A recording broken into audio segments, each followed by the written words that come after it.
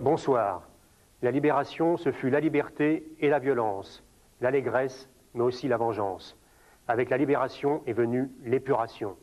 Ce soir, les brûleurs de l'histoire ouvrent le dossier complexe et controversé de l'épuration, avec des images rares, terribles, que nous nous sommes efforcés de situer et de restituer dans leur contexte, avec des témoignages, celui de Serge Ravanel, qui commandait les FFI dans la région de Toulouse, celui encore de Pierre-Henri Tedjen, qui fut ministre de la Justice en 1945, d'autres encore, avec enfin les explications d'un historien, Henri Rousseau, grand spécialiste de cette époque. Henri Rousseau, nous sommes ici dans un lieu historique puisque c'est dans cette salle, en juillet-août 1945, qu'a été jugé le maréchal Pétain. Alors l'épuration, c'est un sujet considéré par l'opinion comme un sujet difficile, controversé, tabou. Est-ce que c'est la même chose pour les historiens? Est-ce qu'il y a une difficulté particulière pour les historiens à aborder la question de l'épuration? Oui et non, c'est un sujet qui fait partie, qui a les mêmes difficultés en gros que tous les sujets qui traitent de l'occupation, c'est-à-dire d'abord c'est un sujet proche, les gens sont vivants, enfin beaucoup sont encore vivants. Il y a eu un certain nombre de problèmes particuliers concernant l'épuration qui est une période tout à fait spécifique parce que c'est une période de désordre, c'est une période qui bouge beaucoup, qui va très vite, qui a eu des polémiques, on y reviendra sur la question des chiffres, du nombre d'épurés. Mais globalement, je pense que c'est un sujet qui n'a plus été tabou pour l'historiographie du tout. Depuis une dizaine d'années, la production littéraire, historiographique est importante.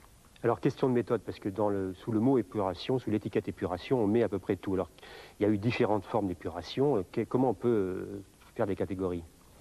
Oui, alors, la première épuration dans le temps, alors le mot peut sembler contestable, mais enfin c'est comme ça qu'on l'a appelé, c'est ce qu'on appelle l'épuration sauvage ou l'épuration extrajudiciaire.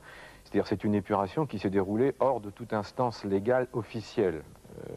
Le terme légal à l'époque posant des problèmes sur lesquels on pourra revenir. Avant que la justice se mette en place. Voilà, avant qu'une justice reconnue, légitimée et régulière se mette en place, il y a toute une série de procédures, voire d'exécutions sommaires, hein, tout simplement, qui vont exister dans les premiers mois de la libération, dans les semaines qui précèdent même le débarquement et ensuite jusqu'à le septembre-octobre 1944. Bon, ça c'est une première épuration qu'on appelle donc l'épuration sauvage. Il y a une seconde épuration qui est la plus importante, qui est l'épuration légale, donc qui va se dérouler devant des instances judiciaires spécifiques qui seront créées pour l'occasion. Il y a une troisième épuration qui elle aussi est légale, évidemment, c'est celle qui s'est déroulée ici, c'est-à-dire l'épuration de la haute cour de justice, qui concernait le chef de l'État, donc Pétain. Les dignitaires de Vichy. Voilà, tous les dignitaires de Vichy, et c'est descendu d'ailleurs assez loin dans la hiérarchie, puisqu'y compris les secrétaires généraux des ministères et les commissaires, par exemple les commissaires aux questions juives, ont été jugés par la haute cour. Et enfin, il y a une dernière épuration qui est souvent peu connue, enfin, dont on ne parle pas assez, qui est une épuration de type professionnel, c'est-à-dire qui ne délivrait pas des peines, c'était pas du pénal, c'était pas des crimes, c'était pas considéré comme des crimes, mais des sanctions professionnelles. Alors, on a sanctionné des fonctionnaires, on a sanctionné des gens travaillant dans des entreprises, donc on a sanctionné toute une série de catégories de gens dans le cadre de leur métier, quelle que soit d'ailleurs leur position. Alors ça, c'est un phénomène social qui est à la fois moins connu et peut-être plus important parce qu'il a pu avoir des effets locaux qui ne sont pas visibles à première vue. Bon, ben l'objet de cette émission, ça va être de passer en revue ces différents types d'épuration qu'on vient de voir là. Et on commence évidemment par l'épuration sauvage, et en particulier un phénomène auquel vous avez fait allusion tout à l'heure, le phénomène des tondus. Ces images ont été tournées par un opérateur américain le 29 août 1944. Marcel Cochebré et Roger Debert étaient FFI à la Libération. Ils voient ce film pour la première fois. Si les gens, ils étaient en colère, là. C'est grâce à une légende, au dos d'une photo, que nous avons pu identifier le lieu où se déroulèrent ces événements et retrouver ces deux témoins. À Château, une quinzaine de kilomètres à l'ouest de Paris, les FFI ont installé leur PC au château de la Pièce d'Eau. Dans les caves, ils détiennent 35 prisonniers allemands et une quarantaine de civils soupçonnés de collaboration.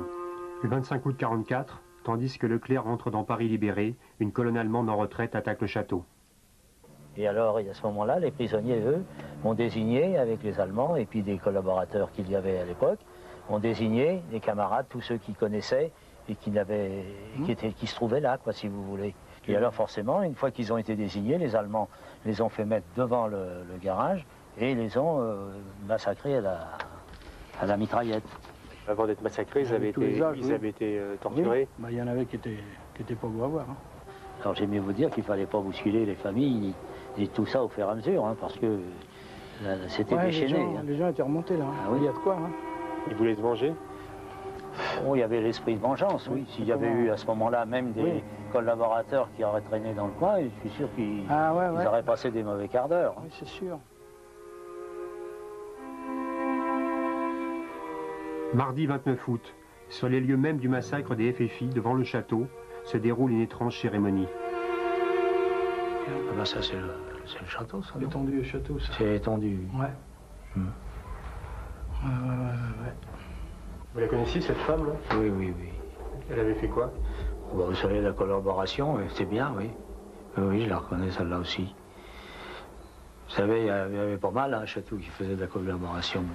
Qu'est-ce que vous appelez collaboration? La collaboration, vous savez, c'était les rapports qu'ils avaient avec les Allemands, quoi, c'est ça. Imaginez qu'il y ait des femmes qui Parmi elles, il y n'avaient avait rien des fait. Mais c'est possible. On ne peut pas jurer de ça, mais enfin, les trois quarts de celles qui avaient été arrêtées, enfin, étaient des gens qui travaillaient avec les Allemands et qui avaient des accointances avec, quoi, si vous voulez. Mais il y a une chose qu'on a oublié de parler, c'est que certaines personnes, des fois, sont retrouvées dans la nuit. On est venu les chercher, qu'on les a emmenés et qui ne sont jamais revenus vivants. Oui. On ne sait pas qui les a envoyés, qui a dit mon voisin c'est un juif ou mon voisin c'est un communiste. Oui, ça. Hein, ça, c'est une autre histoire. Oui. Et ceux-là, ils ne s'en sont pas tirés. Oui, alors là, ils s'en sont pas tirés qu'une coupe de cheveux. Hein. là celui qui fait voir, là, c'est René Robert. Ouais. Vous voyez, qui est au milieu, là. C'était notre chef. C'était le chef du groupe. Et le tribunal, enfin, c'est la commission, si vous voulez, a jugé à ce moment-là de faire le jugement. Mais ça, nous, on n'y a pas participé du tout. Hein. Qui a pris l'initiative de faire ce sorte de tribunal, les faire passer devant? C'était le comité départemental? Ah ben c'est le comité de... Ça se faisait dans toute la France. Dans toute la France, hein, c'est le comité de... Il y avait eu le comité de libération. Hein. Là, ils défilent dans la ville, vous voyez, là, ils sont devant la mairie. Bien, moi je suis là au coin. Oui, oui. Vous étiez sur l'image, hein? Oui. Oui. Bah oui, parce qu'on les avait accompagnés, parce que les gens étaient remontés. Hein. Alors il fallait pas non plus qu'elles soient brutalisées. Hein. Le phénomène des femmes tondues s'étend dans les premières semaines de la libération sur l'ensemble du territoire. Dans quelques cas, rares, la résistance interdit cette pratique. Parfois, elle en prend l'initiative, mais le plus souvent, la violence populaire est spontanée.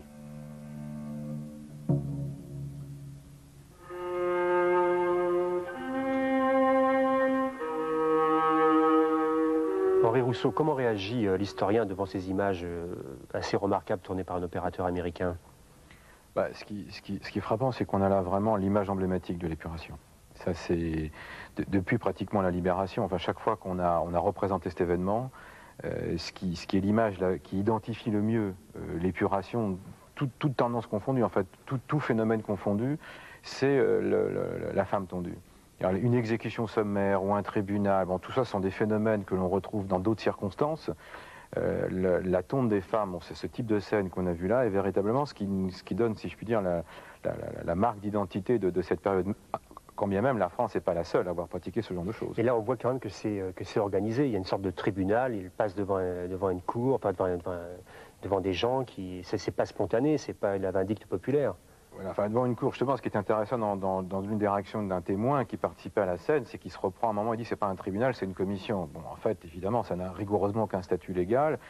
Alors, en revanche, ce qui est difficile à mesurer, c'est qu'il y a eu deux cas de figure, et donc on ne sait pas très bien faire la part des choses. Il y a d'une part où le phénomène des tontes a été quelque chose de spontané, c'est-à-dire que ça s'apparente à une forme de lynchage, donc ce sont des foules qui vont spontanément aller chercher un certain nombre de victimes expiatoires et les tondre en public. Dans d'autres cas très précis, par exemple à Montpellier, c'est une directive du commissaire de la République, c'est-à-dire que ça fait partie des mesures de rétorsion qui ne sont pas des mesures de justice, hein, qui sont des mesures de rétorsion immédiate prises dans les circonstances de la libération immédiate du département et qui ont une fonction je dirais, de désamorçage, hein, en même temps qu'une fonction symbolique. Mais est-ce qu'on sait d'où ça vient? Est-ce qu'il y a eu un mot d'ordre général? Comment est né le phénomène?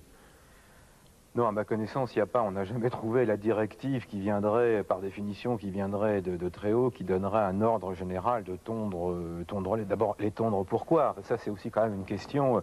Il faut bien voir que les victimes de ce lynchage symbolique sont de nature très diverse. Vous avez à la fois la vraie collaboratrice, c'est-à-dire qu'une femme à qui l'on peut reprocher, comme un homme, des actes de collaboration clairs, une dénonciation, tout simplement d'avoir participé à des mouvements collaborationnistes, et ça va jusqu'à, on le sait, ce qu'on a appelé d'un terme absolument épouvantable, la collaboration horizontale.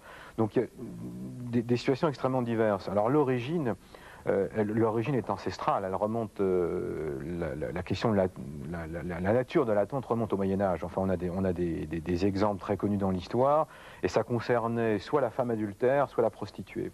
Alors, l'image symbolique de ce phénomène, c'est une image prophylactique. En gros, on nettoie le corps de la nation, on nettoie ce qui a été souillé. Alors ça touche, c'est pour ça que dans l'imaginaire, ça touche à quelque chose qui a trait au sang, au sexe. Bon. Alors ça, c'est un aspect anthropologique sur lequel je ne m'étendrai pas parce que ce n'est pas mon domaine. En revanche, ce qu'on sait, c'est que d'abord, c'est un phénomène qui est général, c'est-à-dire qu'on l'a trouvé au nord et au sud, à l'est et à l'ouest. Ce n'est pas localisé dans une région précise.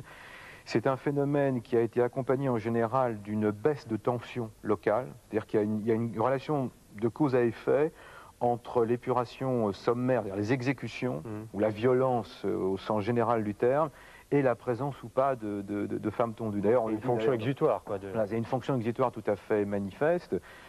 Cela étant, il faut se méfier aussi des justifications a posteriori, c'est-à-dire dire qu'on a pratiqué ce lynchage symbolique pour préserver ces femmes est quand même un argument tout à fait spécieux. Il y a quand même une chose qu'il faut dire, parce que ça c'est le regard qu'on peut porter aujourd'hui, c'est véritablement un acte discriminatoire. C'est-à-dire que c'est une peine, quels que soient les faits reprochés aux femmes en question, qu'il est souvent très difficile de déterminer aujourd'hui, mais c'est véritablement une peine qui est de façon presque quasi exclusive faite envers les femmes. Je dis quasi parce qu'il y a eu des cas d'hommes tondus. Ah oui. Mais ce ne sont pas dans des cas de... Ça n'avait rien à voir avec des histoires de sexe, hein, pour aller vite. Ça avait à voir avec une peine qui était dans l'ordre du fait que c'était un collabo, par exemple. Et alors, est-ce qu'on a une idée, j'imagine que non, mais du nombre de femmes qui ont été tondues, l'ampleur du phénomène? On ne peut pas mesurer. Non, honnêtement, je vous mentirais en disant qu'on peut l'évaluer. Non, ce qu'on sait, c'est que c'est un phénomène qui a accompagné de façon quasi systématique la plupart des premiers moments de la libération. Il ne faut pas non plus le surestimer, c'est-à-dire qu'il ne faudrait pas, parce que c'est l'image emblématique de l'épuration en France, réduire l'épuration sauvage à ça. C'est un des aspects qui plus est à l'époque est perçu non pas sur le mode qui pour nous est le plus évident, sur le mode de la gêne, de la honte presque, mais qui est perçu à l'époque sur le mode de la fête. Hein. On voit d'ailleurs les visages, ils sont goguenards. On est dans une époque de violence absolue, hein, où le statut de la vie humaine n'a plus la même valeur. Mais là, on voit bien dans le cas de Chatou la symbolique, puisque cette cérémonie funèbre, là, funeste, de la tonte, ça a lieu là même où il y a eu l'exécution des résistants 4 jours plus tôt. Donc il y a une symbolique très forte. Et je crois que ça permet de rappeler que le contexte général de cette épuration brutale et sauvage, eh ben, c'est dans le contexte particulier d'une guerre qui n'est pas finie, quoi. Tout à fait, c'est-à-dire qu'on fera un contresens énorme en commençant une histoire ou un récit quelconque sur l'épuration en ne tenant pas compte des 4 années qui viennent de s'écouler. C'est-à-dire que la charge émotive, la charge de haine, de ressentiment, de violence subie par la population à ce moment-là est quand même extrêmement forte. Donc ce qui explique, je ne dirais pas des dérapages parce que le terme sera inconvenant, mais qui explique qu'il y a à un moment des phénomènes exutoires, même s'ils ne sont pas justifiables. Oui, je crois que c'est Henri Amouroux qui écrit dans son livre les réactions de vengeance de septembre 1944 ne seraient dissociées de la découverte de la douleur. Je crois que c'est exactement dans le cas de Chatou, c'est assez clair. Alors maintenant, on va voir l'épuration dans une région de province, qui est la région de Toulouse, puisque à Toulouse, on a été surnommé la Toulouse-la-Rouge, et il paraît que l'épuration a été extrêmement forte, donc on a été enquêté là-bas, Toulouse-la-Rouge.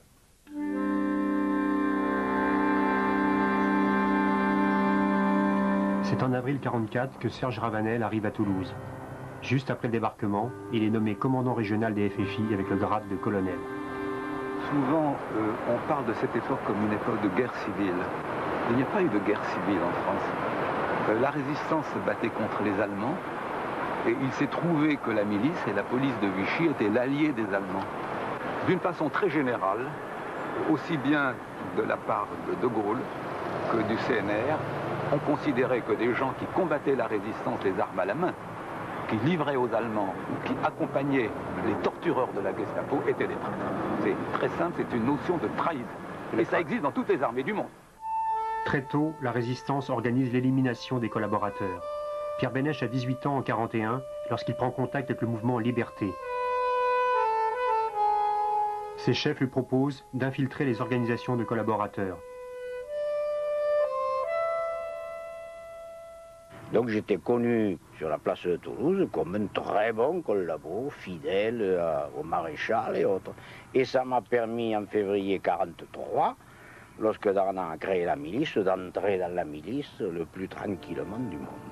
J'étais volontaire souvent pour les gardes nocturnes, ce qui me permettait de monter au premier étage, de tirer les tiroirs et de relever les listes des miliciens. Début juin 1944, Pierre Bénèche passe au maquis. Mais son activité d'élimination des miliciens n'est pas terminée. Il travaille en liaison avec un des chefs des maquis toulousains, Raymond Viadieu, dit Vira. J'ai crémé des miliciens qui travaillaient pour la Gestapo, je leur donnais un rendez-vous. Les gens qui me connaissaient comme collabo venaient à ce rendez-vous. Vira arrivait avec une voiture, traction avant ultra rapide. On embarquait le type, on l'amenait dans une villa qu'il avait, où il y avait un grand jardin. On le faisait parler, en général c'était très facile. Vous le torturiez ? À une gifle, le type disait tout ce que l'on voulait. Et puis de toute façon, il n'en sortait plus. Ça vous posait aucun problème d'avoir le droit de vie ou de mort comme ça sur les gens? Je ne me suis pas posé la question. C'est après que ça m'a posé des problèmes, ça continue à m'en poser, et ça m'en posera jusqu'à la fin. Mais ça, c'est moi contre moi. Alors d'abord, premièrement, les miliciens, on les avait souvent contre nous dans des combats. Lorsque les Allemands attaquaient des maquis et qu'il y avait avec eux des miliciens, il est bien évident qu'on tirait dans les adversaires aussi bien miliciens qu'Allemands. En plus, pour nous les miliciens, c'était pas seulement des hommes qui combattaient aux côtés des Allemands, c'était aussi une police et qui torturait. C'est-à-dire que, par exemple, les miliciens arrêtaient des gens de la résistance, les torturaient et n'hésitaient pas à les livrer aux Allemands qui les déportaient. Autrement dit, ils étaient pour nous des adversaires à l'instar des Allemands. Mais encore pire, puisqu'ils étaient des Français. Et vous les traitiez de la même manière? Eh bien, lorsque des miliciens étaient arrêtés par la résistance, en général, effectivement, ils passaient un très mauvais quart d'heure. Autrement dit, on considérait qu'ils étaient effectivement des traîtres et luttant contre la résistance. Donc ils étaient exécutés? Je pense que dans la plupart des cas, ils étaient exécutés. Donc le 20 août au matin, vous êtes entré dans cette préfecture qui est juste là derrière nous. C'était la libération de Toulouse. C'est exact. La libération de Toulouse date du 19 août au soir. Les Allemands sont partis. Les Allemands sont partis. Il y a eu un certain nombre de combats de rue. La résistance a perdu 35 hommes. Il y a eu pas mal de combats. Mais effectivement, un certain nombre de colonnes allemandes ont pu quitter la ville sans avoir trop de dégâts. Dès la libération, la résistance occupe la préfecture. Les deux piliers du nouveau pouvoir s'installent. D'un côté, les FFI commandés par Ravanel et appuyés par le comité départemental de libération. De l'autre, le commissaire de la République, Pierre Berthaud, nommé par De Gaulle. Dès le 19 août, des scènes de pillage se déroulent dans différents quartiers. La chasse aux collabos commence. Une dizaine de femmes sont tondues, des groupes armés affluent en ville. De nombreux suspects, interpellés par des porteurs de brassards FFI, sont parqués dans des caves et interrogés sans contrôle. Mais il semble que les exécutions sommaires aient été peu nombreuses. On s'était posé le problème avant la libération, en se disant ça va exploser et combien est-ce qu'il va y avoir d'exécutions? Est-ce qu'il ne va pas y avoir, est-ce qu'on ne va pas profiter de ce climat pour régler des comptes qui n'ont rien à voir avec la résistance et la collaboration? Bon. Et dans nos évaluations, eh bien, on se montrait quand même un peu inquiet. Pierre Bénèche, sorti de l'ombre, travaille lui aussi à la préfecture comme secrétaire du chef du deuxième bureau FFI. J'ai su qu'il y a eu jusqu'à 32 deuxièmes bureaux à Toulouse qui arrêtaient allègrement les gens. Mais petit à petit, tous ces deuxièmes bureaux spontanés qui étaient destinés à arrêter les gens, à aider la police, très souvent, ce n'était pas créé par de véritables FFI, des FFI de rencontre arrivaient à ce moment-là. Difficile à dire cette ambiance, tout bougeait, tout changeait, il y avait une montée en puissance souvent c'était pas de la haine de notre part, en tout cas il y en avait chez ces gens qui n'avaient rien fait la plupart du temps et qui n'ayant rien fait voulaient se rattraper en faisant davantage que les autres. Et donc un certain nombre de, mettons, de marginaux ou autres se sont aperçus qu'il était très facile de faire croire qu'ils étaient FFI. Et alors on a appris qu'il y avait des cas où mettons, des gangsters, ont utilisé des brassards FFI pour aller faire lever les mains à des gens et s'emparer de leurs économies ou autres. Et alors ça nous a incité à mettre sur pied un contrôle extrêmement sévère. Nous en avons parlé avec Pierre Berthaud et je lui ai à ce moment-là proposé de nommer un chef militaire comme commandant d'armes de Toulouse. Il s'appelait Georges Noireau. Il se trouve qu'il était communiste et je l'avais choisi pour tel parce qu'il était un homme parfaitement discipliné qui avait de la poigne comme il fallait en avoir à ce moment-là. Et il a très bien fait son boulot, il a créé des patrouilles, on s'est baladé dans la rue et tous les FFI qui le soir traînaient dans la rue, on leur demandait leurs papiers, etc. Et bref, ça a été à Toulouse, ça s'est calmé dans les 2 ou 3 jours. Très vite, à la fin du mois d'août, il y a une cour martiale qui se met en place et elle juge un certain nombre de miliciens. Oui. C'est important pour vous que ce soit une justice légale? Oui, il faut que ce soit légal. Moi, je pense qu'avant la libération, mais ma foi, on pouvait faire n'importe quoi. Et, enfin bon, peut-être que c'est pour me pardonner moi-même qui ai décidé un tel, ad patres. Peut-être que dans le fond de moi, c'est ça. Et qu'après, il fallait être... Mais je crois que non, il fallait qu'après, ça soit légal à partir du moment où on était nous-mêmes les représentants de la légalité, où on était les responsables. Il fallait que tout soit selon un ordonnancement prévu. Une dizaine de jours après la libération, une cour martiale se met en place. Maître Merle, jeune avocat stagiaire, est commis d'office pour assurer la défense d'un milicien. 50 ans après, dans la même salle d'audience, aujourd'hui en réflexion, il se souvient. Je défendais la personne qui se trouve au milieu, qui a été condamnée à mort, comme tous les autres, et exécutée le surlendemain. Alors il y avait un militaire des FFI ou des FTP qui jouait le rôle de commissaire du gouvernement. Il avait une bonne connaissance du dossier? Vous savez, dans le dossier, il n'y avait rien. Il n'y avait rien. Je me rappelle que pour l'un de mes clients, il était marqué qu'il faisait partie de la milice, qu'il avait quitté Toulouse avec les Allemands. Le dossier était très mince. Il n'y avait pas de jury. Il y avait un monde fou. Il y avait des gens qui étaient presque sur les fenêtres. On entendait des cris à mort, à mort, à mort. Oui. Lorsque la sentence... Mais ils nous ont laissé plaider. Ils n'ont pas été interrompus lorsque nous avons plaidé. Oui, mais vous disiez que vous aviez pu faire votre métier correctement. Ah oui, ils ont respecté les formes. Et le fond? Et le fond, ils ont appliqué le code pénal. Hein. Vous avez plaidé quoi, vous? Je me rappelle plus. Je me rappelle plus. J'ai plaidé, je sais pas, l'indulgence. Est-ce que vous n'aviez pas l'impression d'être devant un cas désespéré, enfin, que vous ayez... Non, je n'avais pas l'impression d'être devant un cas. Si mon client avait été condamné, avait été passé en jugement plusieurs mois après, je ne pense pas qu'il aurait été condamné à mort. Et est-ce que vous avez le sentiment que la venue à Toulouse du général de Gaulle, la mi-septembre, a marqué la fin d'une époque ou d'une période? Ah oui, c'est certain, parce que on ne savait pas très bien où on allait. Et le général a mis les choses en ordre, avec le commissaire de la République, M. Berthaud. Et ce changement d'attitude, vous l'avez senti dans le fonctionnement de la justice, dans votre métier? Il y a eu un changement de climat à partir du moment où il y a eu les cours de justice installés avec des magistrats professionnels. Par conséquent, on était un peu plus chez nous. Parce que la cour martiale, qui venait des maquis, connaissait personne. L'enthousiasme se manifeste à l'américaine.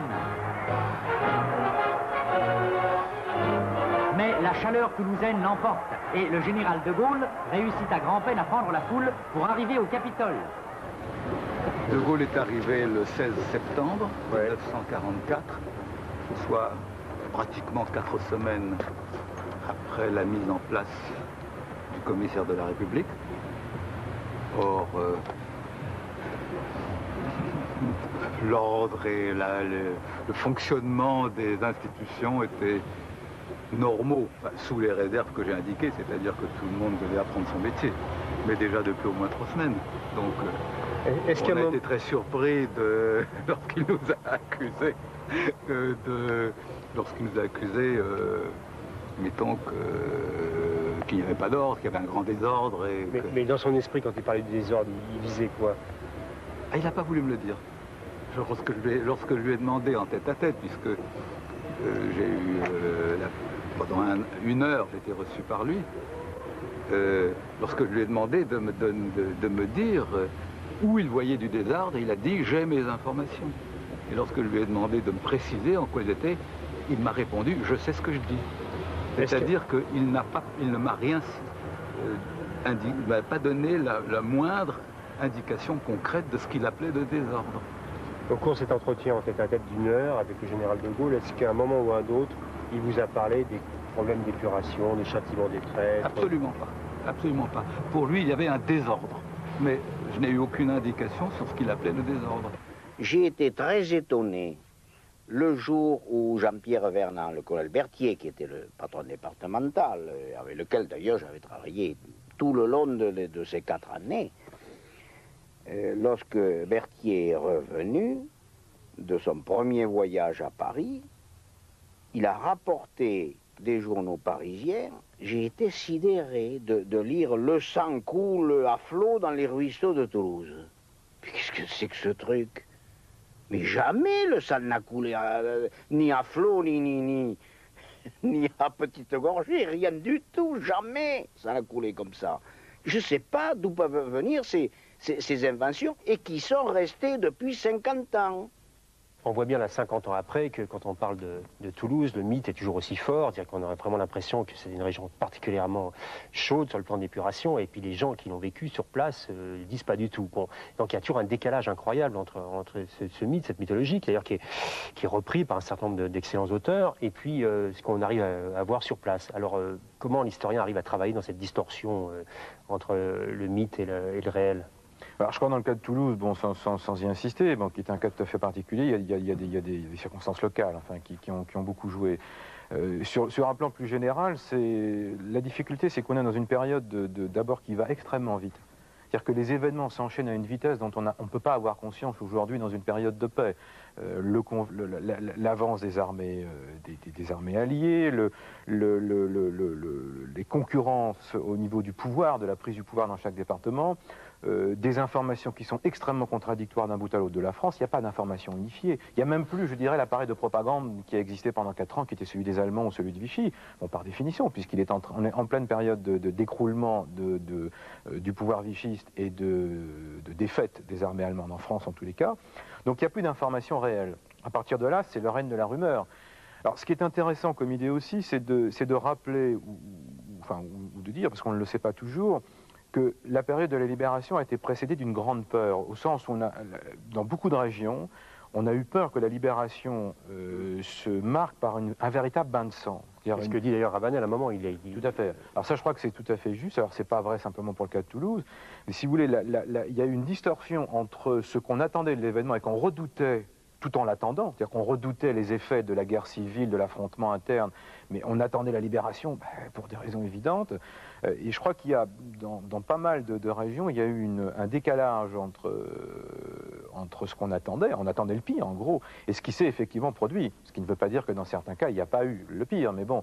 Et je pense que la rumeur a un petit peu fait office a rempli ce vide. Voilà. Il a fallu combler une attente un peu imaginaire qu'on n'arrivait pas à combler.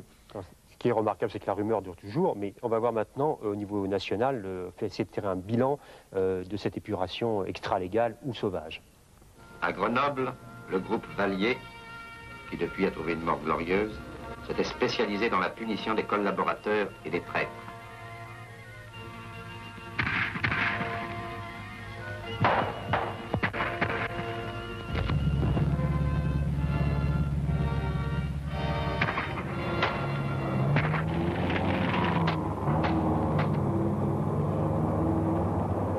Dès 1942, la presse de la Résistance a commencé à publier des listes noires. Les collaborateurs, qui se distinguent par leur zèle, reçoivent lettres de menaces et petits cercueils. C'est ce prisonnier qui a indiqué à la police l'emplacement de la fosse tragique de La Roche-sur-Foron. Les journalistes et les GMR montent vers la clairière où furent découverts les corps des inspecteurs mis à mort par les terroristes. À partir de l'automne 43, des groupes armés se chargent de l'élimination des miliciens, des militants de la collaboration, des fonctionnaires de Vichy trop engagés. L'opération la plus célèbre est l'exécution le 28 juin 1944 de Philippe Henriot, secrétaire d'État à l'information. Acte de guerre ou épuration sommaire. Grenoble est libre.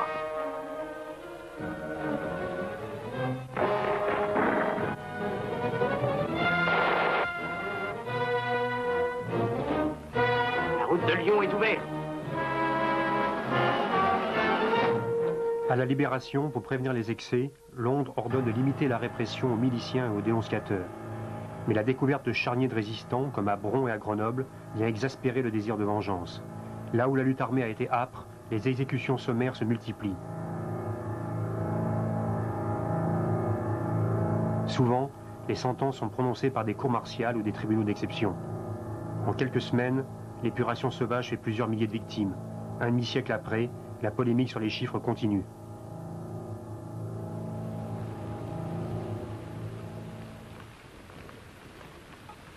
Ce film muet que nous passons tel qu'il a été tourné en 1944 exprime bien les sentiments de l'époque.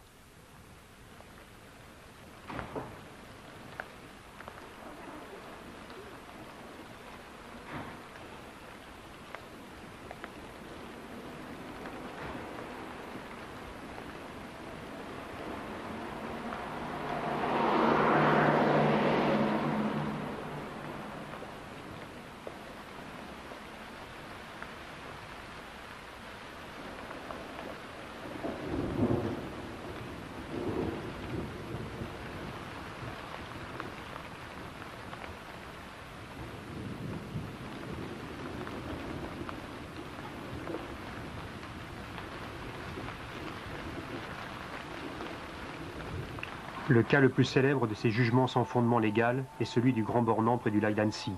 Sur 97 miliciens jugés par une cour martiale improvisée, 76 furent passés par les armes le 23 août. Les cercueils étaient prêts avant le jugement. Pierre-Henri Tetgène est en cette période de l'épuration sauvage, secrétaire d'État à l'information. Les chiffres de 100 000 victimes de l'épuration sauvage, c'est du délire. C'est du délire. Voilà.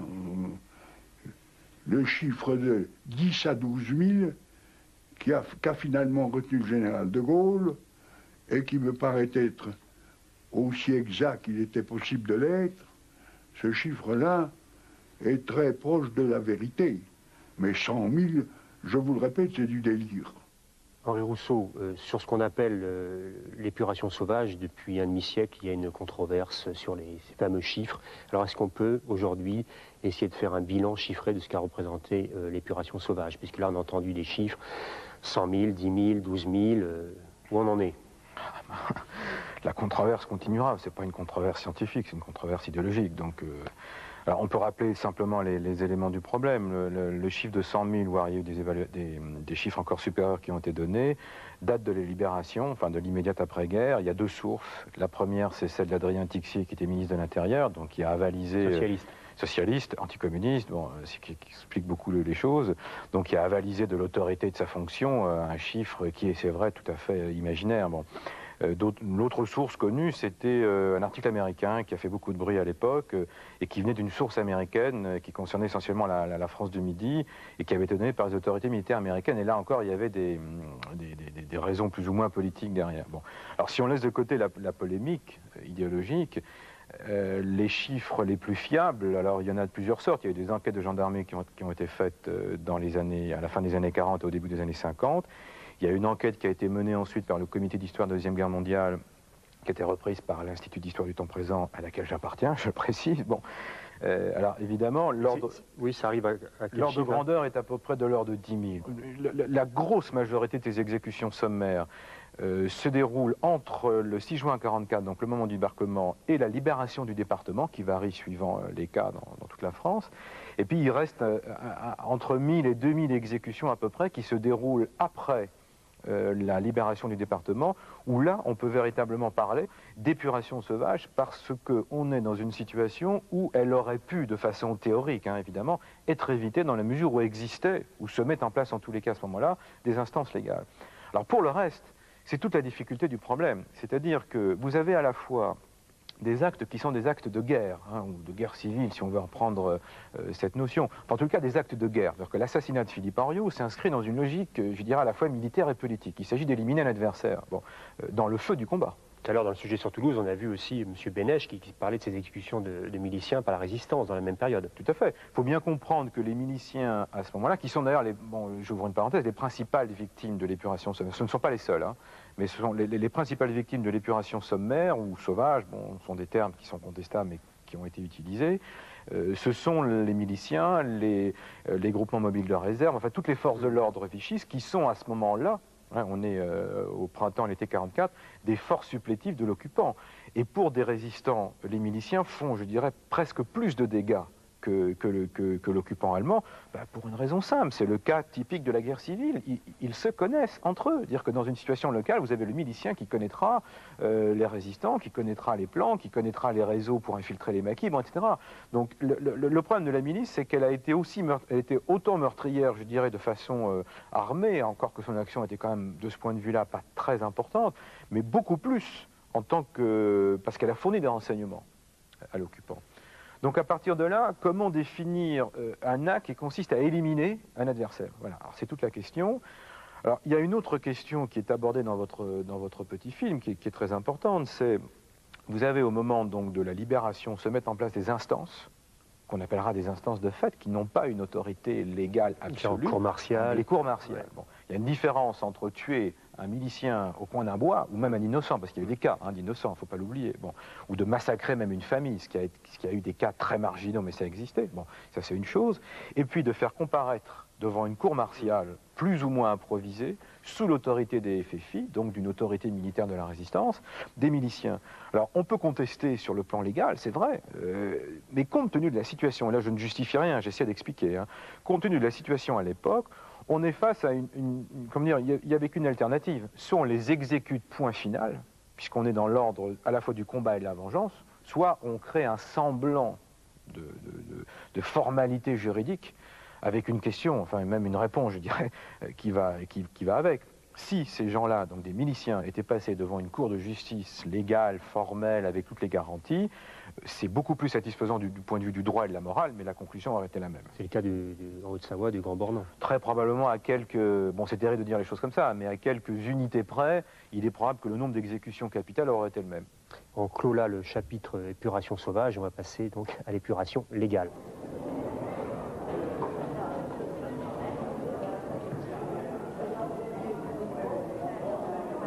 À Alger, le général de Gaulle et le Comité français de libération nationale ont, dès 1943, débattu de la question de l'épuration.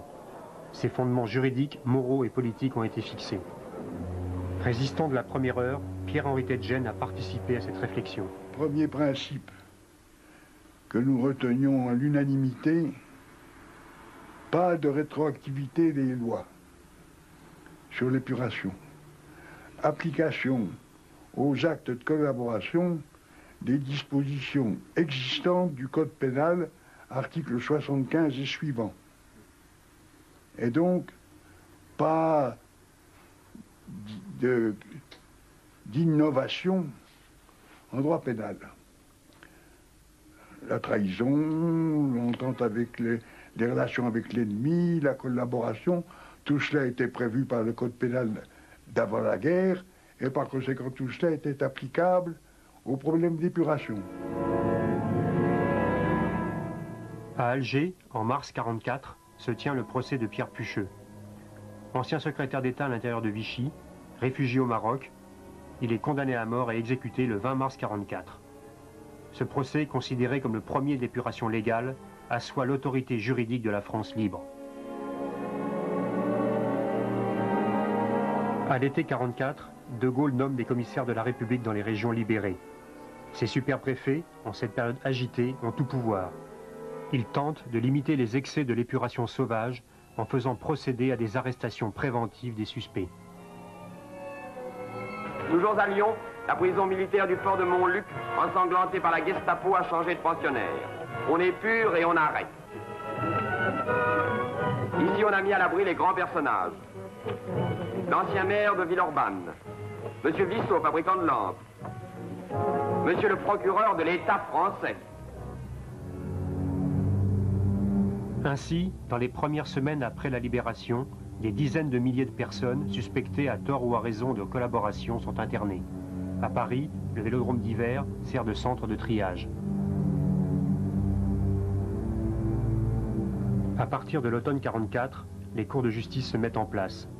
Elles fonctionnent sur le modèle des cours d'assises et prononcent les peines les plus graves.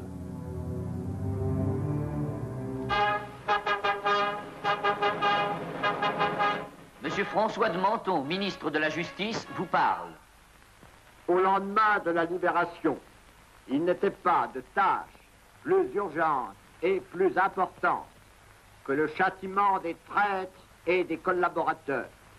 Au 31 mars, les cours de justice avaient été saisis de 75 000 affaires. Sur ce total, 42 000 étaient réglés. 19 000 jugements avaient été rendus. 11 000 par les cours de justice, 8 000 par les chambres civiques. Sur ce total, plus d'1 millier de condamnations à mort avaient été prononcées. Au printemps 1945, François de Menthon, le ministre de la Justice qui va bientôt laisser son poste à Tête-Gêne, souhaite donner le sentiment d'une justice rapide et efficace.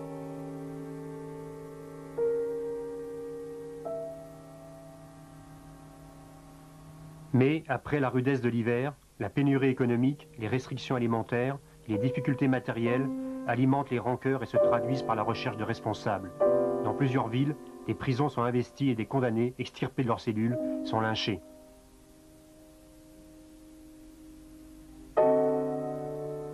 Que les têtes des traîtres tombent, parce que c'est la justice. Jusqu'où faut-il épurer? Ce débat traverse les résistants eux-mêmes. Il se cristallise sur le cas de Robert Brasillac. François Mauriac dans le Figaro, Albert Camus à Combat croise la plume. Faut-il préférer la justice ou la charité?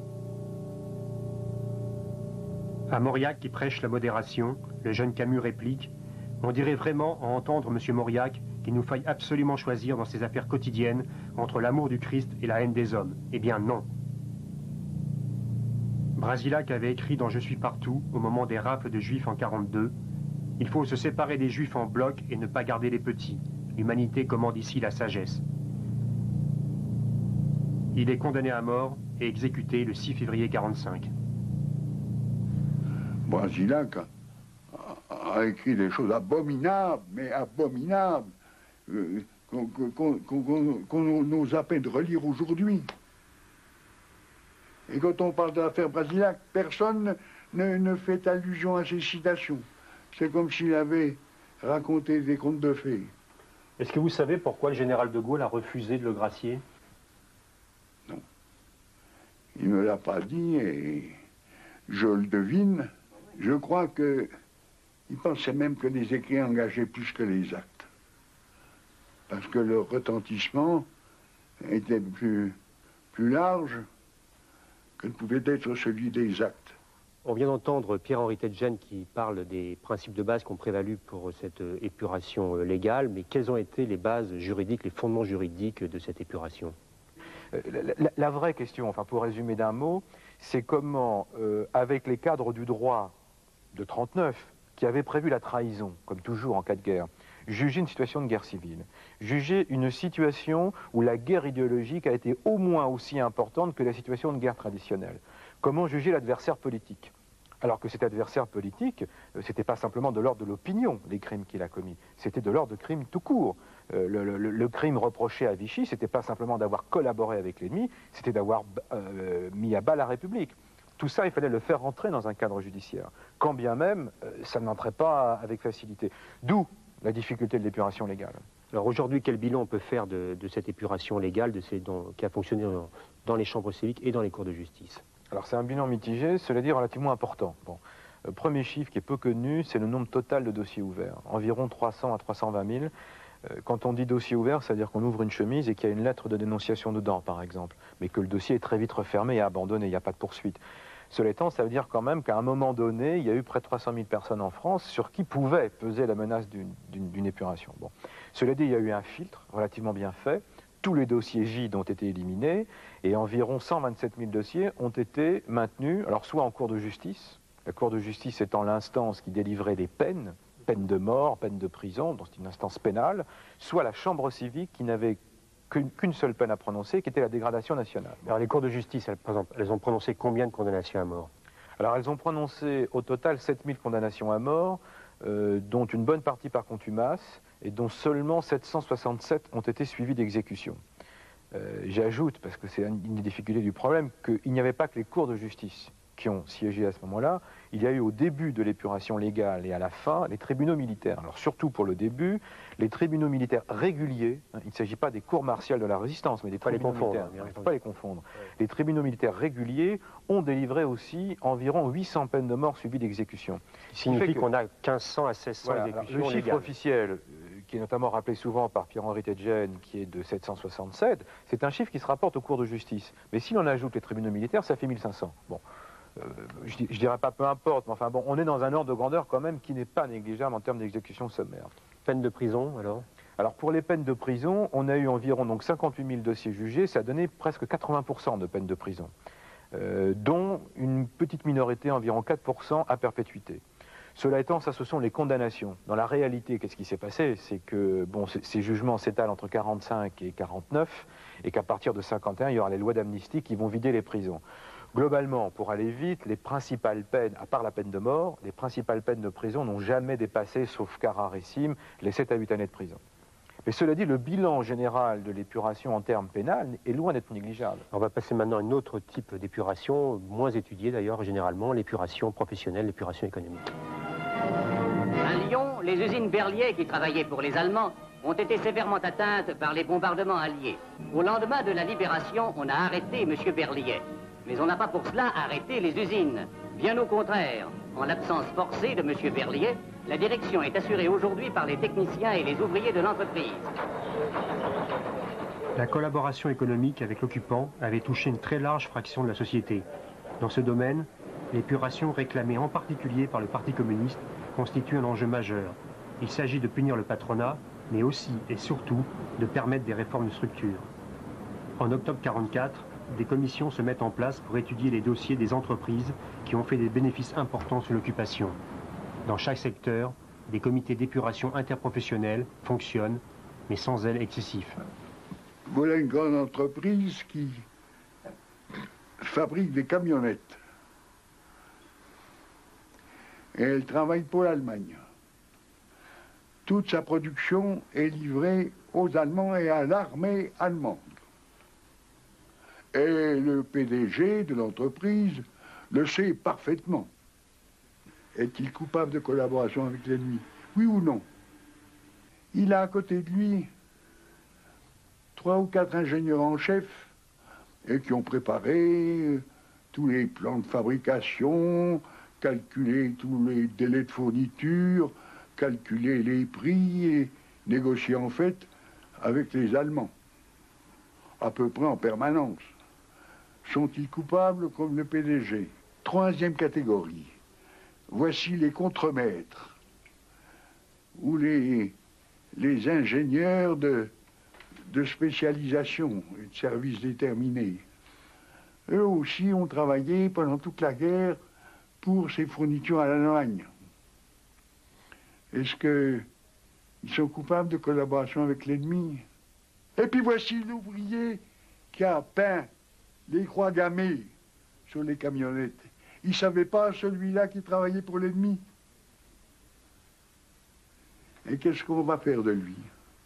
Eh bien, ma conclusion, c'est que faut regarder le dossier, voir les choses dans le détail, mais que beaucoup d'indulgence pour le peintre en croix gammée ne me scandaliserait pas, alors que j'exigerais beaucoup de sévérité pour ce qui est de la responsabilité des numéro 1, du PDG, du directeur général et de ses collaborateurs immédiats.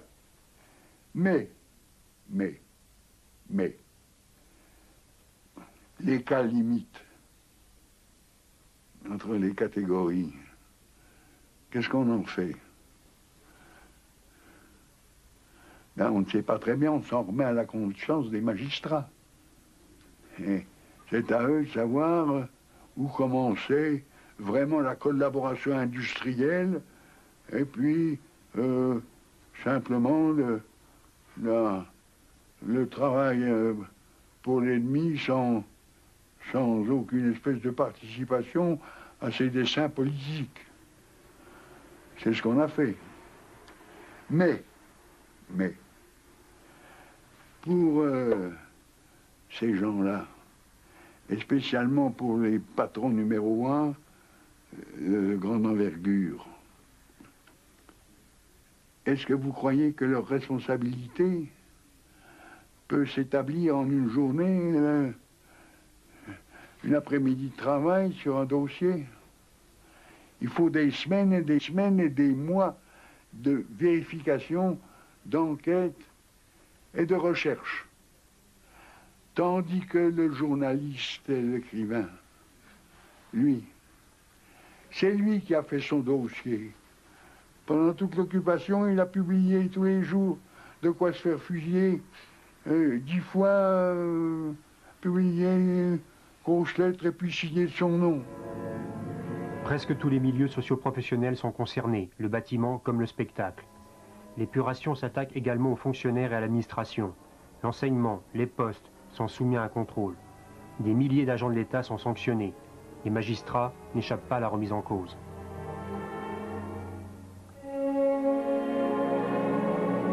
Dans un secteur aussi critique que la police, l'épuration pourtant réelle semble, comme ailleurs, bien inégale. Ainsi, le préfet Bussière échappa à la peine capitale, alors que le commissaire David, qui exécutait sous ses ordres les pires actions contre les résistants, fut condamné à mort et exécuté. Sur le plan purement professionnel de l'épuration dans l'administration, on a des chiffres, des statistiques, quel bilan on en fait aujourd'hui? Oui, alors là encore, il y a une réévaluation qui a été faite à la hausse. Le chiffre officiel, c'était environ 13 000 fonctionnaires qui avaient été sanctionnés à la Libération. C'est un chiffre qui est donné par le gouvernement à la fin des années 40, où un chercheur, François Rouquet, dont on montrera le livre tout à l'heure, a réévalué ce chiffre et aboutit à des évaluations qui vont entre 25 et 30 000, enfin pour aller vite, ce qui montre que là aussi, encore, il ne prend pas en compte tous les ministères. Quels sont les ministères qui ont été les plus touchés? Alors, ce qui vient en tête, dans les statistiques, c'est le ministère de l'Intérieur. C'est incontestablement, c'est celui qui a été le plus touché pour des raisons Donc il y a une vraie évidentes. épuration dans la police, quand même. Je pense, oui. Alors en plus, le travail est en cours, donc moi je ne peux pas me prononcer sur les conclusions. Mais il est clair que compte tenu de l'exposition de ces ministères, enfin de ces cadres, pour des raisons évidentes, l'épuration, probablement d'ailleurs plus au niveau des échelons intermédiaires qu'au niveau des échelons supérieurs, mais c'est une hypothèse, a été quand même relativement importante. C'est vraiment le ministère qui arrive en tête. Bon. Un autre ministère qui a été très touché, alors ça tient aussi à certaines particularités de la période de Vichy, c'est le ministère de l'Information, qui est en fait, évidemment, le ministère de la propagande et de l'information. Là aussi, l'épuration est très importante. Vous avez comme ça toute une série de gradations. Alors, il y a des corps qui sont plus touchés que d'autres aussi. Hein. Il y a une inégalité de traitement qui tient à la situation par exemple, politique. les hauts fonctionnaires, ce qu'on appelle les grands corps, est-ce qu'ils ont été touchés particulièrement par Très peu, évidemment, très peu. Alors, pour des raisons, que ce soit l'inspection des finances, que ce soit le Conseil d'État, ce sont des corps qui ont été très peu touchés par l'épuration. Qui tiennent à la fois à l'autopréservation interne hein, du corps. Bon, on voit très bien comment fonctionnent les choses sur le détail, qu'au souci du gouvernement ou des gouvernements successifs de maintenir la continuité de l'État. Alors, vous, en tant qu'historien, vous avez particulièrement étudié la question de la magistrature, des magistrats, qui est particulièrement symbolique et sensible. Alors, comment a été l'épuration dans ce secteur? Alors, ce qu'il faut dire d'abord pour les magistrats, c'est que c'était une épuration urgentissime. Les juges, les magistrats qu'on a épurés entre automne 44 et printemps 45, c'était ceux qui allaient faire l'épuration. Oui. Donc on a épuré les futurs épurateurs. Hein. Donc il y a une commission qui s'est réunie. Bon, globalement, il y avait 3000 magistrats à peu près en France. Il y en a eu environ 10% qui ont été sanctionnés. C'est important comme pourcentage par rapport Oui, c'est très important. Enfin, dont à peu près 7 à 8% de ce qu'on appelle une sortie de corps. C'est-à-dire que les magistrats ont été littéralement renvoyés, alors soit une mise à la retraite. Bon, c'est relativement important dans le panel des autres corps de l'État, oui, tout à fait. La question c'est, est-ce que des magistrats qui avaient été actifs sous le régime de Vichy se sont retrouvés en position de magistrats à la Libération? Il faut bien distinguer les choses. Des magistrats qui ont été en poste, oui, bien sûr, puisqu'encore une fois, il y a une continuité. Le problème, c'est de savoir si ceux qui ont eu en charge l'épuration étaient ceux qui ont été qui se sont le plus compromis à l'époque de Vichy. Il y a eu quand même deux filtres. D'après les dossiers qu'on a pu examiner de la commission de la magistrature, elle a quand même fait attention, c'est-à-dire qu'il y a eu un filtre assez important. Tous les magistrats répressifs ont été en principe sortis du corps, même une cinquantaine à peu près ont été renvoyés devant des cours de justice, donc ont été soumis à une juridiction pénale. Tous les magistrats qui avaient fait du zèle ont été sanctionnés. Puis là encore, il y a un problème technique qui a joué. Si on épurait tous les magistrats, il n'y a plus personne pour juger. Eh oui, il fallait bien des techniciens du droit. Alors globalement, bon, là je dresse le tableau à très grands traits. Globalement, l'épuration, alors ça je peux vous donner un exemple, c'est qu'un des membres de la commission de la magistrature, qui était réputé pour être le Fouquier-Tinville de la commission, nous a dit lui-même, il y a quelque temps, donc c'est tout récent, qu'il considérait lui que cette épuration a été sévère. Donc c'est pour dire que c'est pas simplement un jugement d'historien a posteriori. Il y a eu réellement une épuration de la magistrature, probablement incomplète, mais ça, bon, c'est une question de jugement.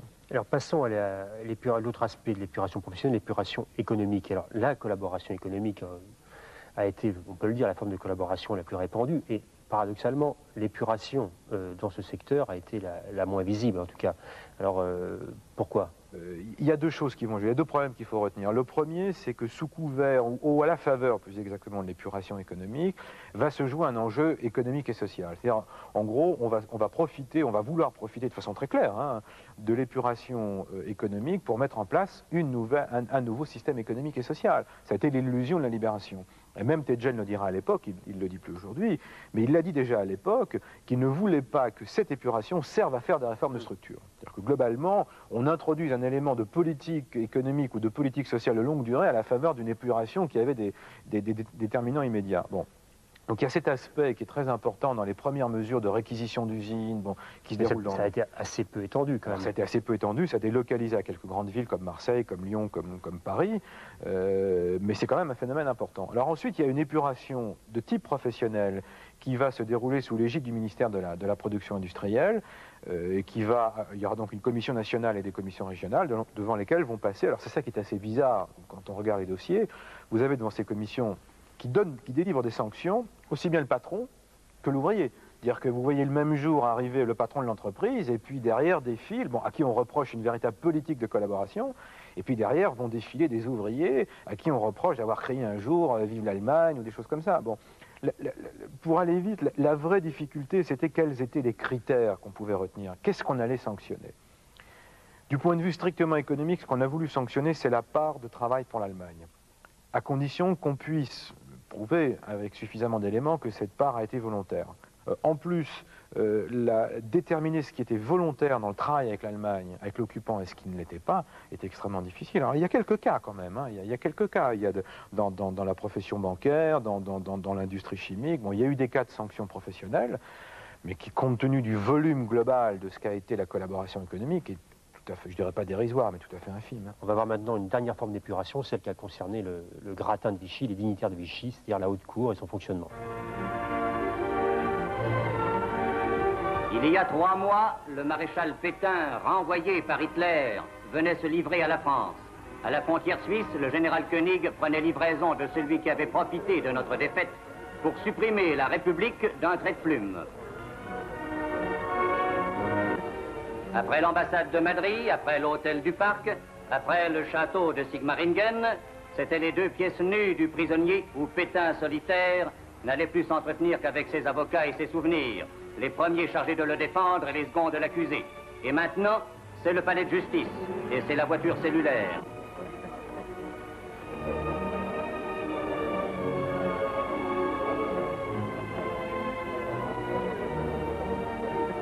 Et voici que Pétain entre dans la salle de la première chambre.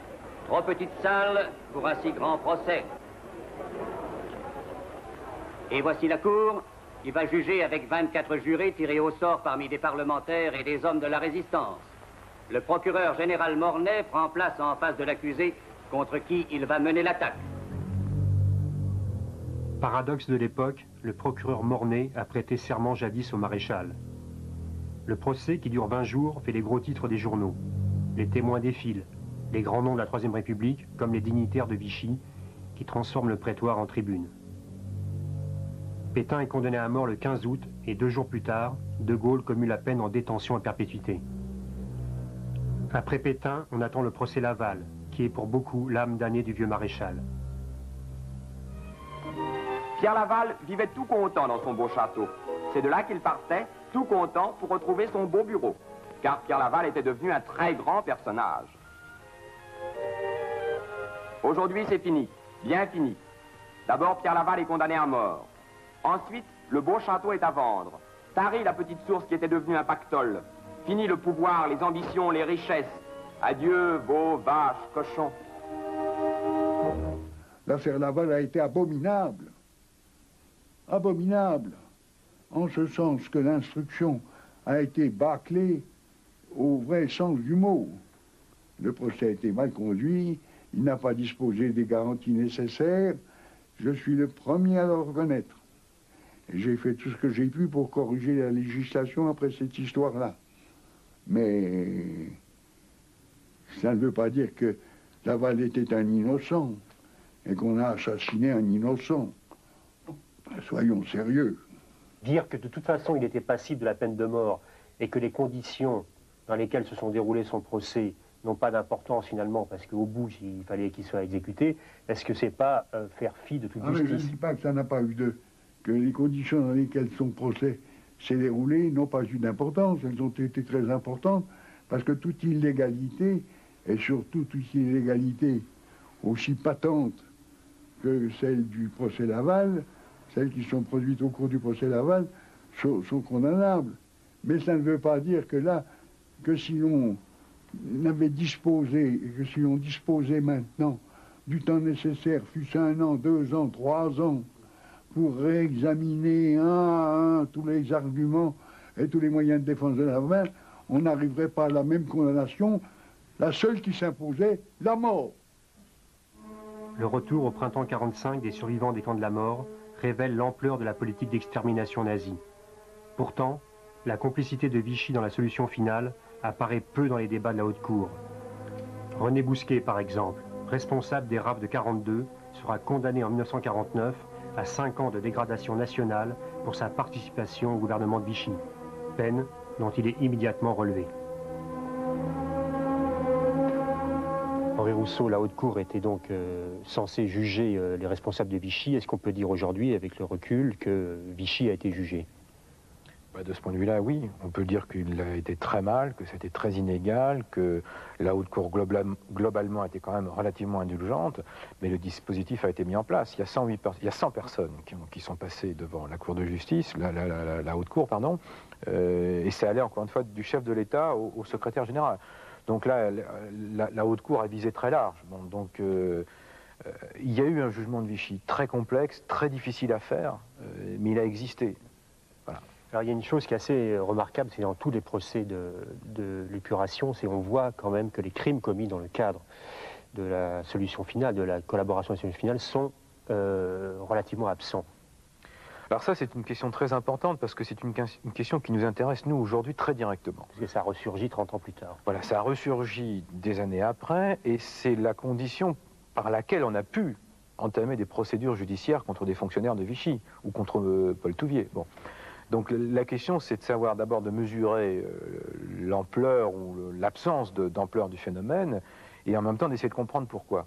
Alors ce qui est vrai, c'est que la question de l'antisémitisme, non pas qu'elle est absente, ça c'est une erreur de le dire, hein, y compris dans le procès Pétain, y compris dans le procès Laval. Elle n'est pas absente. Dans l'instruction. Ni dans l'instruction, ni dans les incriminations du procès Pétain, le fait, par exemple, qu'il y ait eu l'établissement d'une législation anti-juive figure en toutes lettres dans l'acte d'accusation. Alors maintenant, c'est une question de perspective. Il est évident que pour la plupart des procès de haute cour, comme pour les procès de cour de justice qui avaient à juger des individus ou des responsables, comment dire, qui avaient eu une part importante dans la politique anti-juive, cette dimension-là n'est pas une dimension déterminante. Ce n'est pas celle qui apparaît au premier regard dans la quasi-totalité des cas. Le cas le plus caricatural, c'est le procès Bousquet. Bon, alors pour nous, c'est très important, ça a donné lieu à une polémique nationale il y a quelque temps, donc il faut en dire quelques mots. Pour nous, Bousquet reste et restera probablement, je dirais de façon définitive, l'homme qui, au nom de l'État français, a co-géré, comme dit mon collègue Denis Péchanski, a co-géré la solution finale en France. Bon, au moment de son procès haute cour, il est, c'est vrai, le chef de la police de Vichy, pour aller vite, il est secrétaire général à la police. Cet aspect de la politique anti-juive, c'est-à-dire de la contribution, de la participation à la solution finale, n'est pas abordée à son procès. Alors qu'elle figure dans l'instruction. Hein. Là aussi, il faut bien distinguer les cas. On ne peut pas dire que c'est le désert, hein, qu'il y a blocage total sur cette question, mais soit, dans le cas de Bousquet, c'est véritablement un cas tout à fait exceptionnel, ce problème est évacué, totalement évacué des débats, notamment du procureur, qui avait en charge pourtant l'accusation, ou alors, et c'est ça qui est le plus important à mon avis pour comprendre les choses, le crime d'antisémitisme, par exemple dans le cas de Brasillac, hein, ces fameux articles antisémites, dont celui le plus terrible concernant les enfants, qui lui vaudra d'ailleurs en grande partie la condamnation à mort, est considéré comme quelque chose qui entre globalement dans le cadre de la trahison. En gros, il est plus grave de trahir à l'époque que d'être antisémite. Ça peut nous choquer aujourd'hui, on peut considérer que c'était un tort, mais à l'époque c'est comme ça. C'est la perspective de l'époque. Voilà, tout à fait. Je prends un exemple. Dans le procès de Xavier Vallat, qui est le premier commissaire aux questions juives, il va, ce qu'il a d'ailleurs toujours fait, même sous l'occupation, revendiquer un antisémitisme autochtone. C'est-à-dire, il dira, au fond, j'étais aussi antisémite que les Allemands et je n'avais pas besoin des Allemands pour me dicter ce que j'avais à faire.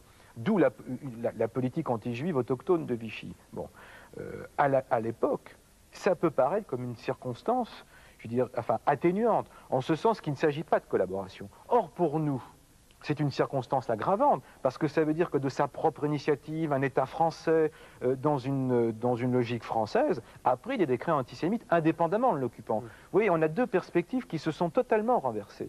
À l'époque, le fait que ce ne soit pas de la collaboration pouvait sauver un inculpé, ou en tous les cas atténuer la perception du problème. Aujourd'hui, ça l'aggrave. C'est tout le problème de savoir comment...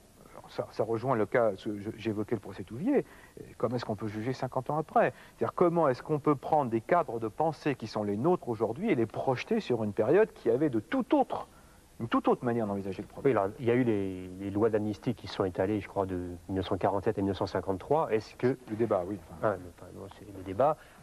Est-ce qu'on peut dire qu'après l'épuration était terminée?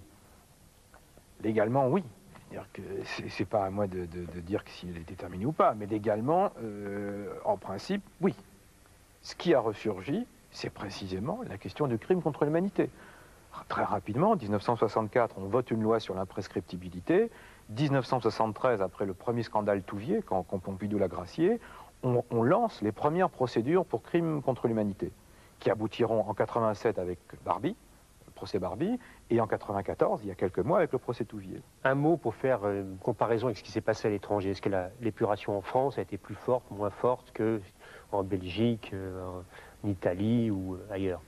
Alors très sommairement, en ce qui concerne le nombre de peines de mort effectives, la France arrive incontestablement en tête. C'est-à-dire que c'est une épuration qui est sévère par les peines délivrées. Non, on parle de l'épuration légale. Hein. On parle d'épuration légale, bien entendu. Hein. D'ailleurs, la plupart des pays n'ont pas connu d'épuration sommaire, sauf le cas de l'Italie, qui est encore un autre problème. Bon. Pour les peines de mort, la France... Pour les peines de mort, la France, par tête d'habitants. C'est un chiffre rapporté, évidemment, à la proportion, au nombre d'habitants. En revanche, en ce qui concerne les peines de prison, c'est-à-dire toutes les autres peines, la France arrive très loin derrière. C'est-à-dire que du point de vue de l'ampleur de l'épuration, la France n'est certainement pas le pays le plus significatif. Globalement, quand l'historien, un demi-siècle après, il juge comment l'épuration française? On ne peut pas ne pas dire qu'elle a été inégale. C'est clair, il valait mieux être un chef d'entreprise et jugé en 49 que d'être un intellectuel jugé en 45, hein, pour aller très vite. Donc de ce point de vue-là, elle est totalement... elle a une part d'injustice considérable. Cela étant, qu'elle ait été inachevée, incomplète, etc., c'est clair. Maintenant, il y a deux questions. D'abord, il y a une appréciation de l'historien, c'est que globalement, elle n'a pas été un échec malgré tout. Je veux dire, malgré tous les écueils, et compte tenu de ce qu'il fallait affronter à ce moment-là, il est probable qu'elle n'a pas été un échec parce qu'elle a réussi malgré tout à tenir la balance. Hein. Nous sommes dans une cour de justice. Bon, ça veut dire d'un côté punir, juger, de l'autre préserver l'ordre social. Ça peut nous choquer. Hein. Là, ce n'est pas le citoyen qui parle, hein, c'est l'historien. Ça peut nous choquer. On peut estimer qu'il fallait faire une épuration beaucoup plus profonde, que les crimes étaient tels qu'il fallait continuer cette épuration. Il n'empêche que dans la logique du pouvoir de l'époque, hein, ce n'est pas la logique de l'État, ce n'est pas simplement la raison d'État, c'est un pays qui renaît de ses cendres, cette balance était à prendre en compte. Globalement, c'est pour ça que Tedjen a raison de défendre son bilan, hein, c'est pas, moi je vois ça de façon relativement objective, ce bilan a été relativement, je dirais pas satisfaisant, mais l'équilibre a été maintenu. Alors d'où vient le sentiment d'insatisfaction de l'opinion? Parce qu'à mon sens, je ne crois pas qu'il y ait d'épuration réussie. Voilà, il n'y a pas de bonne épuration. Il n'y a pas de bonne épuration. Une épuration laisse forcément des frustrations. Soit on épure trop, soit on n'épure pas assez. Si vous épurez trop, vous avez des gens qui vont se sentir, à tort ou à raison, des victimes d'une injustice, donc qui vont perpétuer cette injustice, qui vont la transmettre à leurs enfants, etc. Et jusqu'à aujourd'hui, on dénonce les injustices de l'épuration, parfois à tort, parfois à juste raison, la plupart du temps à tort, mais bon, c'est une réalité. Si vous n'épurez pas assez, vous avez, on l'a vu par exemple dans un film, des phénomènes du type on sort quelqu'un de prison parce que la peine est trop légère et on l'exécute. Bon, il ne faut pas oublier qu'on est dans une situation de type révolutionnaire, oui, une situation révolutionnaire en 44-45. Bon, alors sur l'épuration, la littérature est très très abondante. On a sélectionné un certain nombre de volumes qui sont les classiques. Alors d'abord, Robert Aron, Histoire de l'épuration en plusieurs volumes, paru chez Fayard il y a une trentaine d'années. Votre avis? C'est un classique controversé, quoi. Voilà, il a été controversé parce que sur la question des chiffres, il n'est pas crédible du tout. Il a accrédité la thèse du bain de sang à la Libération.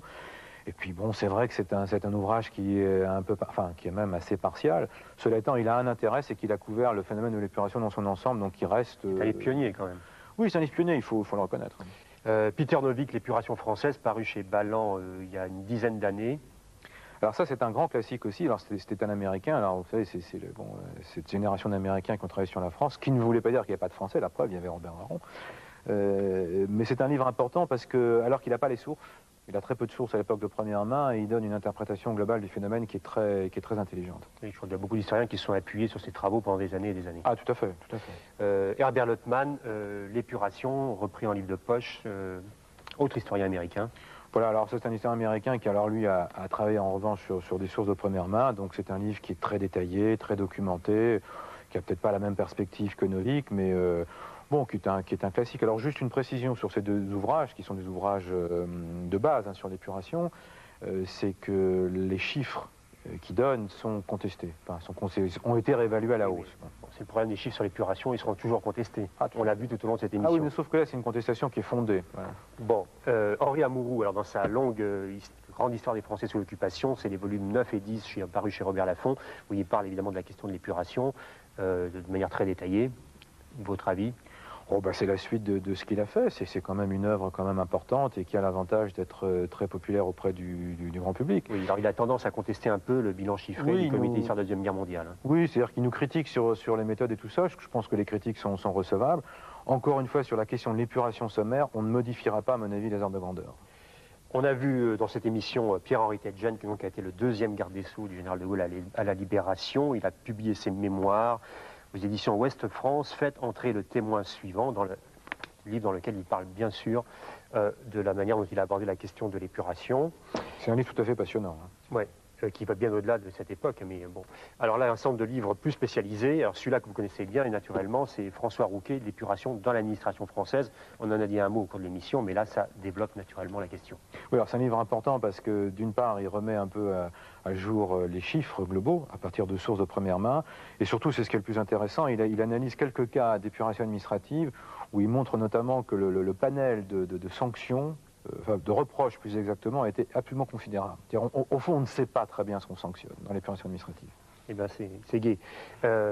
Alain Brossat, l'étendue, un carnaval moche, on a vu au début de l'émission le problème des tondus, ça a été repris en livre de poche. Donc c'est la première étude, je crois, détaillée sur le phénomène des tondus. C'est la première réflexion sur les tondus, disons. C'est la première réflexion, c'est moins un livre d'histoire qu'un livre qui met en réflexion, absolument, oui. Bon, il se prend comme tel. Philippe Buton, Jean-Marie Guyon, Les pouvoirs en France à la Libération, paru chez Belin. Oui, alors ça, c'est un livre qui porte sur l'analyse du pouvoir politique à la Libération, dont l'un des enjeux majeurs était bien entendu l'épuration. On a tourné à Toulouse ce reportage donc sur Toulouse à la Libération, et là, un livre de photos très très beau, photographie de Germaine Chaumel, édition Milan, c'est Toulouse en noir et blanc, c'est les années de guerre, 39-44. Et puis alors enfin, j'arrive au meilleur, vos bouquins, celui que vous avez publié il y a un certain nombre d'années, qui est devenu un classique maintenant, Le syndrome de Vichy de 44 à nos jours, vous reprenez l'historique de comment la perception de Vichy dans l'histoire et la mémoire des Français, paru en point histoire. Et puis ça, c'est le livre que vous venez de publier avec Éric Conan, chez Fayard, Vichy, un passé qui ne passe pas, qui est un livre assez provoquant, voire provocateur. Vous acceptez le... Oui, tout à fait. Oui, c'est une sorte d'analyse des dérives actuelles du devoir de mémoire, dont l'un des traits, pour en revenir à l'émission très directement... Oui, parce que vous avez tout un passage sur l'épuration. C'est de dire qu'on parle de cette époque en oubliant qu'il y a eu l'épuration. Donc on dit qu'il faut faire aujourd'hui le procès de Vichy en oubliant qu'il a été fait. Qu'il était mal fait, c'est une autre histoire. Voilà, merci Henri Rousseau. Dans un mois, les brûlures de l'histoire seront consacrées à Fidel Castro, ou plutôt de Fidel à Castro, du rebelle au dictateur. Bonsoir.